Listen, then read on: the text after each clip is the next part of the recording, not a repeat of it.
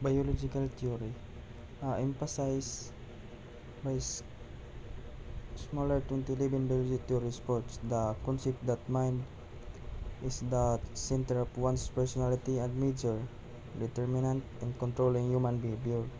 Kuha na siya ma'am isa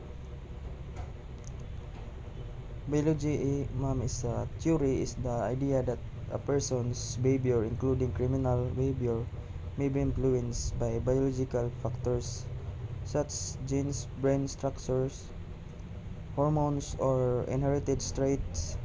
It explained that some people may have natural tendencies that affect how they act. Types of biological theory. Early participation 1880-1930. Sa early participation natin sa criminology theory ma'am is that believes crime is caused by biological, psychological, and social factors and not just free will. It focused on studying criminals scientifically to understand why people commit crimes.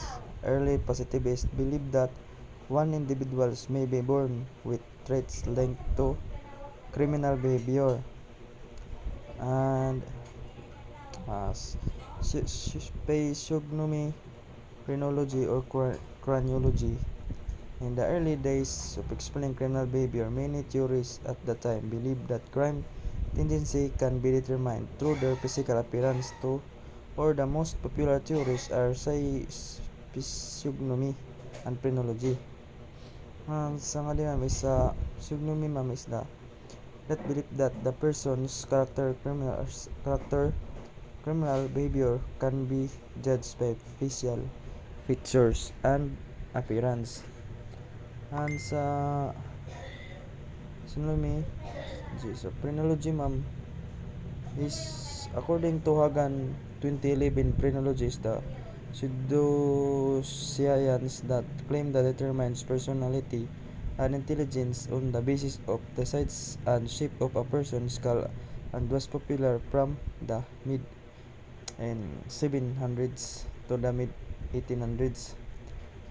Sa phrenology ma'am sa the theory that the shape and bumps of the skull show a person's personality and mental abilities. Ma'am sa